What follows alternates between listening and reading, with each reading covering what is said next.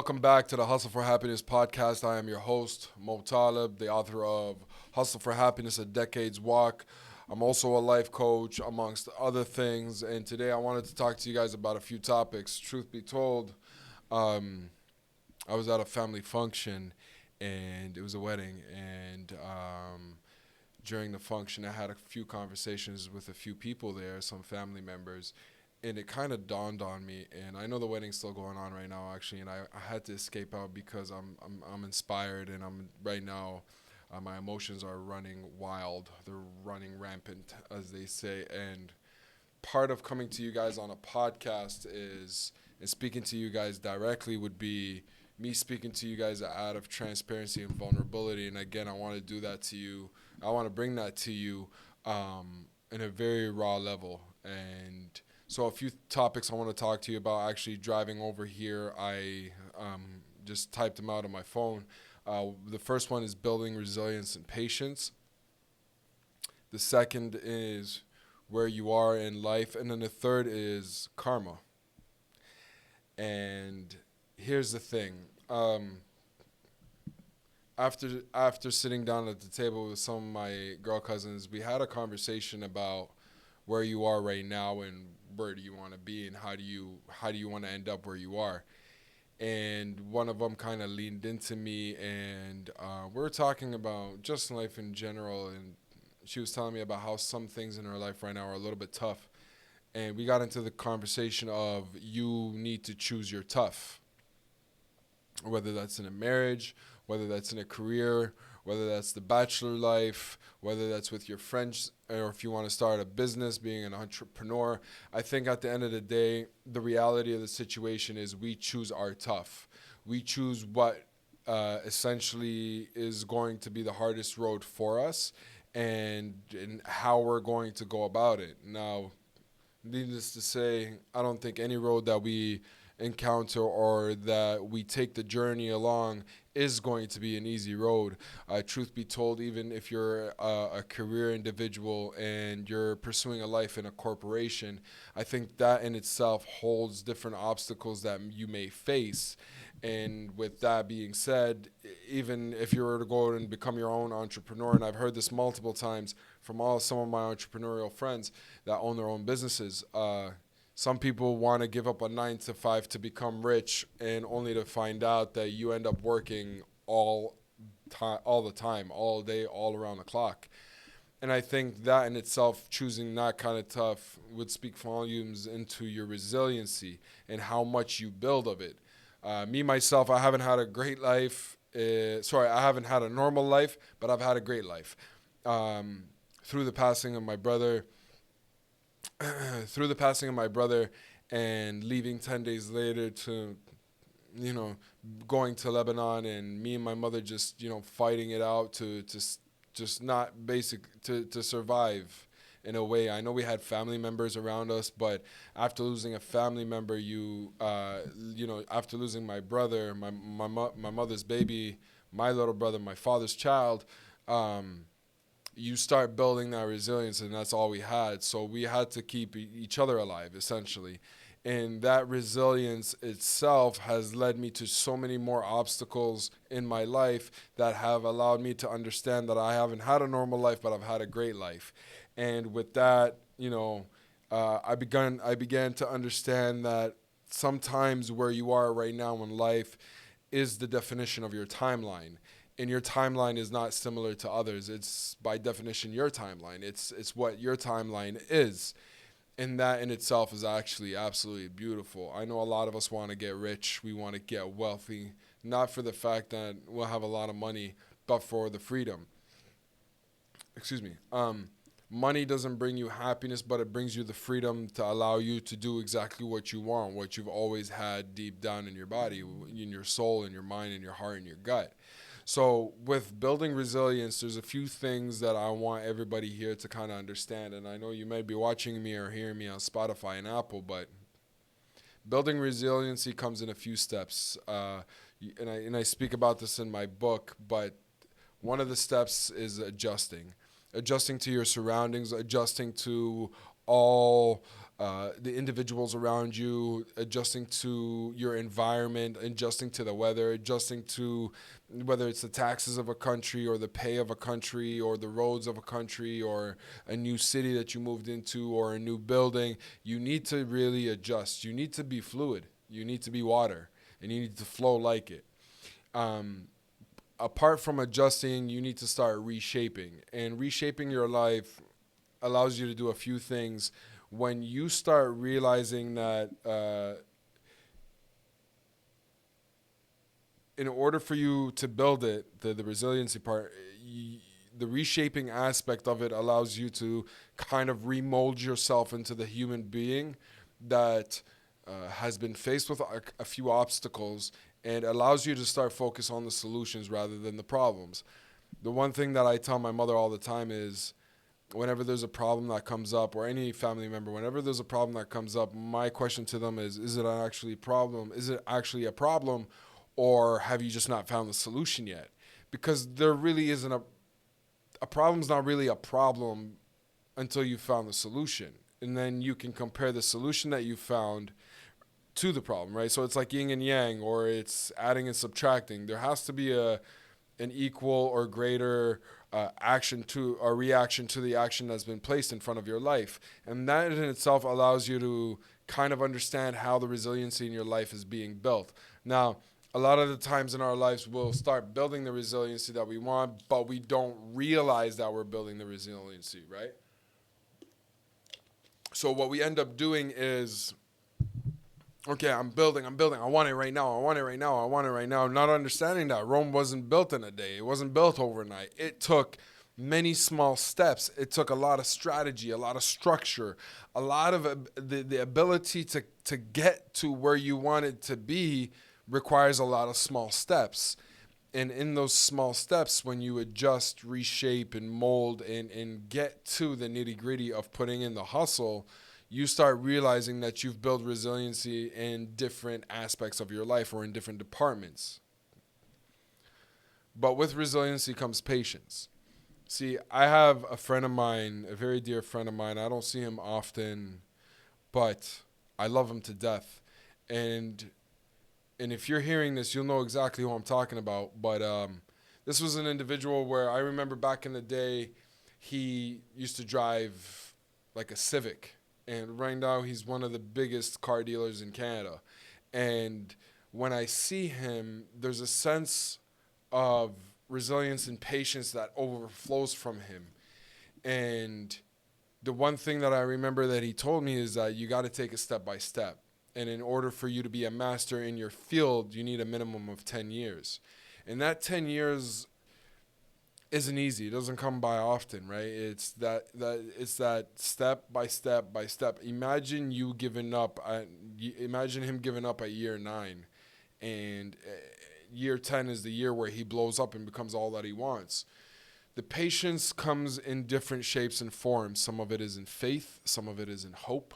Some of it is in building the small building blocks for your life, the foundation for which you can step on and revisit in the future. You know, there was one conversation that I had with somebody a few months ago. Actually, I think it was July or September of last year. September, October of last year, 2023. And I said, I've worked so hard in the last 10 years because a lot of people know my story. And in 2014, 2015, when I came back to Toronto, we actually came back. I came back with only like $50 to my pocket. Now, mind you, my father had a home, and my father provided the safety and the protection for us. But I, as an individual, I really only had $50 to my pocket. I mean, all of my bank accounts were kind of dry. I wasn't able to go out and do the things that I wanted to. And whenever I wanted to go out and grab a coffee, I had to count my money. Like, did I have enough for a coffee? Did I have enough to actually go out and eat? And I remember the first job that I got at a company here in Ontario, Canada, was $35,000 pre-taxes, which ended up being something stupid like $28,000 or $27,000. It's modern day slavery, truly. And I remember just being impatient in a way And because I myself was going through the learning process of becoming resilient and patient. And there's one thing that I remember that happened to me. I got fired off that job on a Monday after I had a family celebration the Sunday before that. And I walked to my car and I was crying, bawling my eyes out, and I thought it was the end of the world. And I realized that sometimes sometimes patience comes in a test from the Almighty above. I believe in God. There's no doubt about it. I believe that there's a higher being that's working his way into your life to test you on different aspects in order for you to become resilient and patient. Now, I know you hear this a lot, but if God didn't want to test his greatest of human beings, whether it's me or you or anybody else, then the lessons that you learned wouldn't allow you to step into the success that you want. And that's the reality of it. And for me, I thought it was the end of the world, and it really wasn't, because I think it was like 3 months later or 4 months later, I landed a job in the field that I'm in now. And I ended up leaving that company, and that company, during my time at that company, I learned that patience was the best thing for me because I've learned so much. I continuously kept being that individual that was a learner, a student of life. And I think for both resiliency and patience, it's important that you remain in the mindset of being a student of life. With that, I ended up in a place where, again, I was questioning things. And now, thankfully, everything's well. But by the time I got to my second place and third place, I realized that where I'm at right now in life is where I need to be. Most importantly, and then second of all, everything that I've done up to this point has made me who I am. And it wasn't until literally August of last year where I was able to kind of, okay, you know what, I've built something for myself. This is coming back from in 2014, but it wasn't until like last year of September where I was like, all right, cool. You know what, I've built something for myself. I can stand on my own 2 feet. This would make my father proud. This would make my brother and my mother proud. Most importantly, this would make Shadi proud. This would make my brother proud. And it wasn't until that last year, and I've realized that every situation that I've encountered, good or bad, has been placed into my life to allow me to understand that where I'm at right now is where I actually need to be, because there's a lesson to be learned. There's a certain aspect of winning and losing, but in both cases, you're learning a lesson.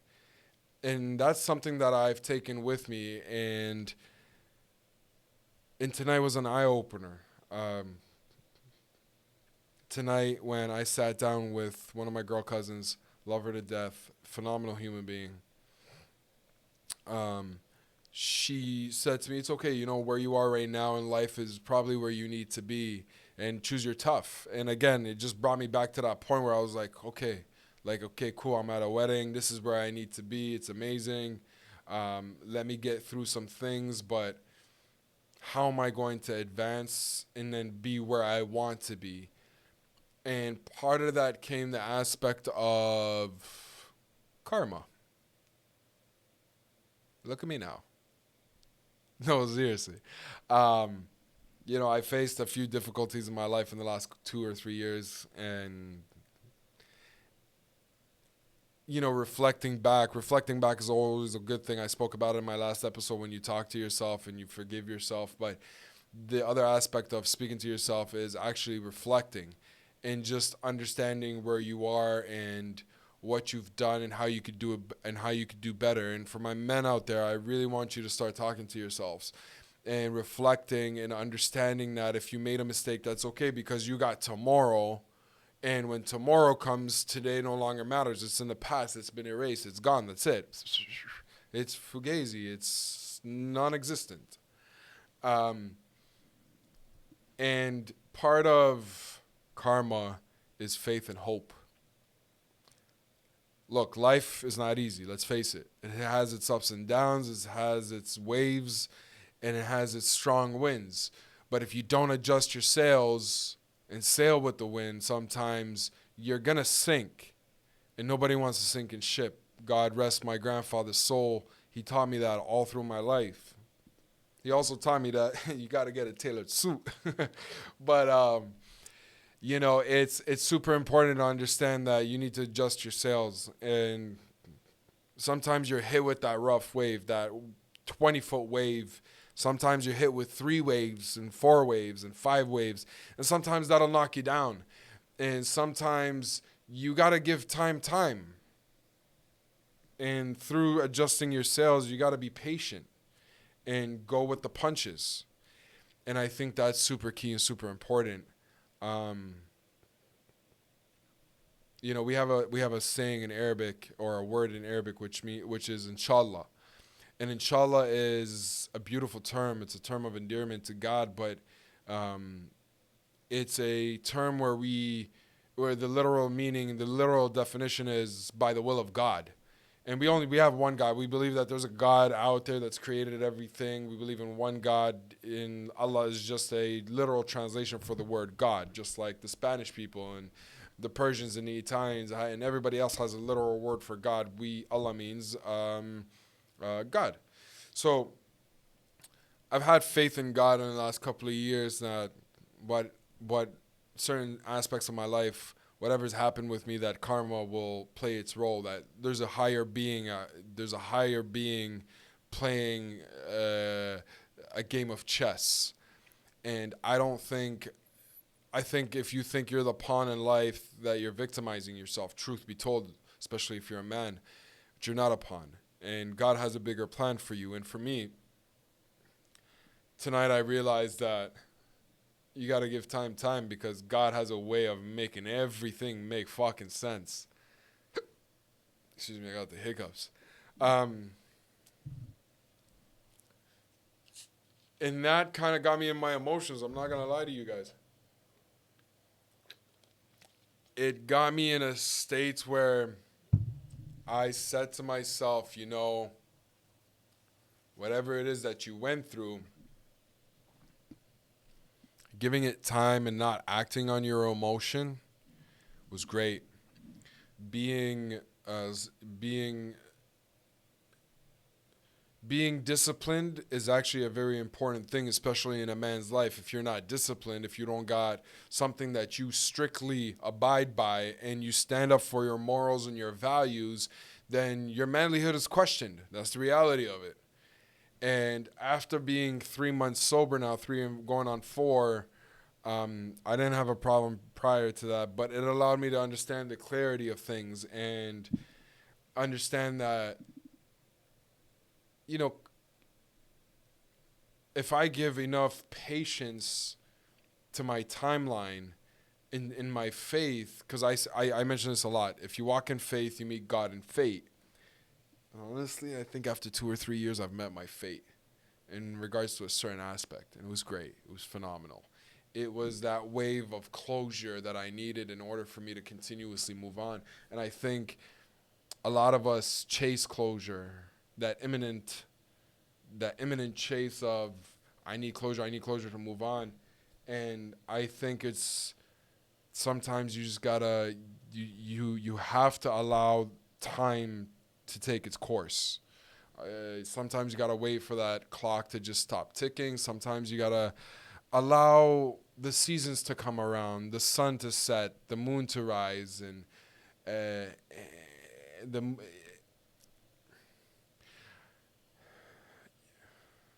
I'm trying to. It's a really fucked up story, and I'm not trying to air it out, but it was just phenomenal to see that my patience played out for me, that my resilience played out for me. And when life knocked me down, I came back 10 times stronger. And I think that is the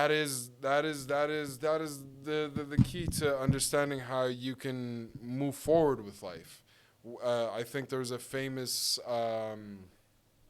Sylvester Stallone Rocky speech, and he says it's not about how hard you get hit, it's about how hard you get hit or get knocked down and you keep on coming back up, and so on and so forth. I think that's important because understand, life will knock you down. Life will beat the living hell out of you. It will knock you and keep knocking you down until you can't breathe, until your soul's bleeding, until your mind can't take it anymore, until your heart is broken and shattered in a million fucking pieces, and there ain't nobody that's out there that's gonna come and save you other than yourself. You have to pick yourself up every single time. When you get knocked down, understand that your mother, that your father, that your brother, your siblings, your cousins, your family members, your friends, your boss, no one is coming to save you, and that's the reality. What will save you is yourself and the faith that you have in your timeline and in God. Understand, when you get knocked down, the only way that you will get back up is if you look down back on the ground and understand that I need to push myself up.